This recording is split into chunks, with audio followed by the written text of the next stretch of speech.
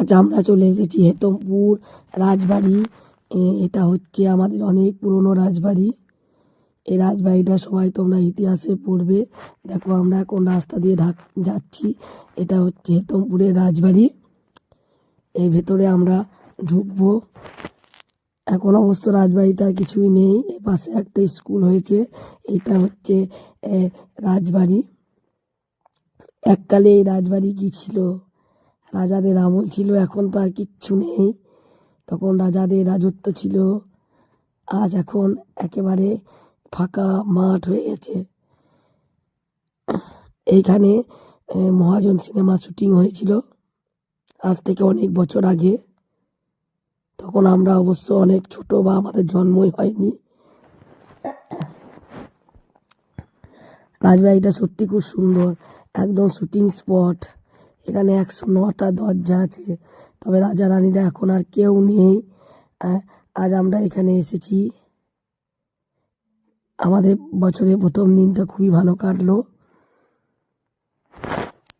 কিছু ছবি আমরা এখানে তুলে রেখেছি। দেখো এত সুন্দর জায়গা, শুটিং স্পট। যেহেতু মহাজন সিনেমা শুটিং হয়েছে তাই আমরাও এখানে কিছু ছবি তুলে রাখলাম। আর ছবিগুলো দারুণ হচ্ছিল, সবাই এখানে ছবি তুলছিল আর আমরাও তুলছি। দেখো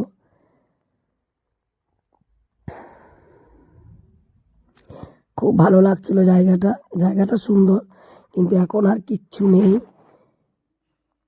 ফাঁকা মাঠ হয়ে গেছে। পাশে একটা স্কুল শুধু। আর এই ছবিগুলো আমরা তুলে রেখেছি, স্মৃতিরাগিরায় বেঁধে রেখেছি। যেহেতু সবসময় এই জায়গাগুলো তো আসা যায় না, বাড়ির কাছে হলেও আমরা কিন্তু সবসময় আসতে পারি না। যে আমাদের সিউড়ি থেকে খুব বেশি দূর নয়, কিন্তু তবুও আমরা সবসময় আসতে পারি না। যেহেতু আজকে বছরের প্রথম দিন তাই আমরা এখানে এসেছি। বিশাল বড় এরিয়া জুড়ে এই রাজবাড়ি।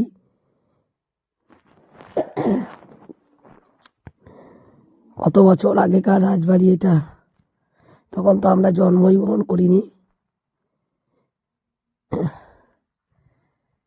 এই যে রাজবাড়ির ভিতরগুলো এগুলো। এখানে একটা রথ রয়েছে। রথের মেলার সময় রথটা বের করা হয়।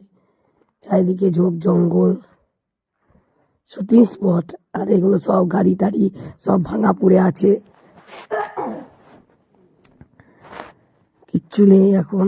এবার আমরা রাজবাড়ি থেকে আস্তে আস্তে বেরিয়ে যাচ্ছি। এই যে সবাই আমরা আজকে আজকে বছরের প্রথম দিন, তাই এসে আমরা সবাইকে উইশ করছি। আমার